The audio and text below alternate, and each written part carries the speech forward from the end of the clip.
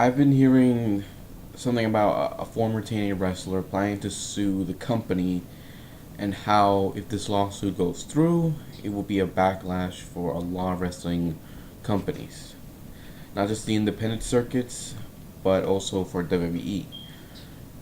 And then I heard that if if this does become a big major problem, if the lawsuit does become more of a major problem for WWE, that they might consider buying the company from Dixie Carter. They might buy TNA, just not only to pay off this lawsuit, but to also, you know, stop TNA from causing so much problems for everyone else. Because it seems that's what they're doing.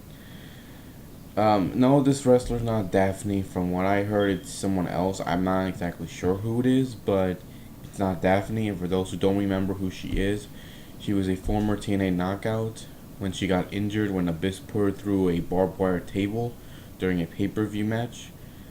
Uh, she was before that match. She said she felt unsafe about going through the barbed wire table, but the TNA told her, it's okay, it's gonna be okay, everything will be fine. And in the end, no, it wasn't. She got hurt. She got really hurt. They promised to pay for her for medical bills, but they never did. They never paid, and that caused a lawsuit to be pressed against TNA. Now the matter was settled of this year. It was settled this year, but the what happened during that lawsuit kind of hurt TNA's image. It kind of hurt them a lot, and that was just the beginning. That was just the beginning of the many things that went wrong for TNA after 2009, when they brought in Hogan. Their ratings started to go bad. They started to lose a lot of money. A lot of their good talents they had to let go. And a lot of people blame Hulk Hogan, but I blame TNA management because they don't seem to understand how to, well, the ideas that they come up with. They think it's good. They put it on TV, but they see it's not good. It's really not helping their company at all. And I mean, we also have problems with their wrestlers. I don't think they even have a drug awareness test, and well, that caused some of the wrestlers to pretty much do whatever they want. I mean, Kurt Angle got in trouble 4 times for a DUI, 4 times, and the 4th time he had to go to rehab. Now this should have stopped at the first one. It should have stopped at the first one. Instead, TNA decided to sorry, very early for me in the morning. TNA decided to let Kurt Angle go.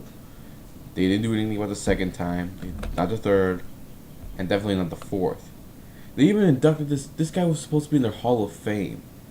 This was their Hall of Fame guy that was going to be inducted in the Hall of Fame before, not on TNA's Bound for Glory, which was a disastrous pay-per-view. It wasn't that good. But no, they didn't do anything. They needed to keep him in the company because he's their big star. The fans love him a lot, and he's one of their top wrestlers. They can't punish him. Although when it's a guy like Matt Hardy, yeah, we'll get rid of him. We'll punish him. He's not worth anything. That makes you look bad. Now back to this whole lawsuit thing. If it does go through, like I said before, it will be a backlash for a lot of wrestling companies, including WWE. So they might consider buying out TNA just to sell this lawsuit, and I can actually see them doing that because, let's face it, they're lawyers. They have the best lawyers that have settled and that were able to take care of many lawsuits that have hit their door. They've been able to keep their company safe. While TNA, I mean, I seriously doubt they have great lawyers, because if they did have amazing lawyers, they wouldn't be in the crappers that they are right now. So if Vince does decide to buy the company, I think it'd be good for both TNA and WWE. That's if he doesn't close the doors down like he did WCW. Now, I'm sure Vince would probably make Dixie Carter and her family an offer that would be good for them. And I think for Dixie, I think she would accept the deal.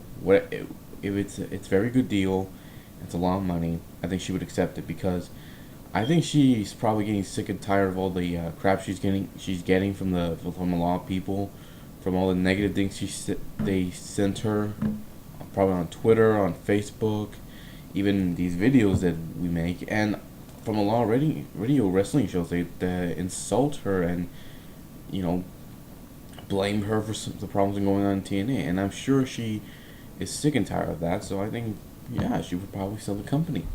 She would sell it, and I don't think she's a vengeful woman, but if she is, I think this would be a big fu to the fans.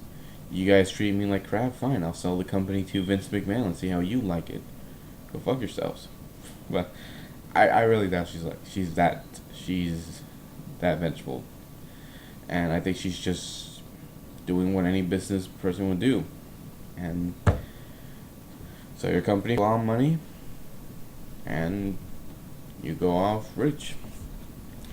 Now, I don't think Vince would actually close down the doors for TNA because I think, if possible, if he does buy it, I think he would try to help the company. I think he would try to make this company into a new brand that he could have under his WWE brand, and he could cross over a lot of their talents from WWE's talents who could not make it to the top could come over to TNA and help it a lot.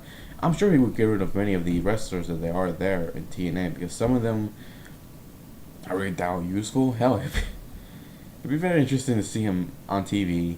Said he bought TNA and he fired Jeff Jarrett. That'd be the second time for Jeff Jarrett he'd be fired from Vince on live TV. But like I said, anything can happen in this wrestling business. So if Dixie does decide to sell her company, then Vince McMahon will be able to sell this lawsuit with this wrestler. I don't know who he is or she is, but they'll be able to sell this thing. They'll be able to use the talents they have in TNA, and might be able to, give it life again. Because right now it's dying. It's dying right now, TNA. And after the way Bound for Glory went, it needs a jump start again. It needs to get some help in order to continue living. Otherwise, it's going to end up like WCW and ECW. And I doubt anybody wants to see this company go under.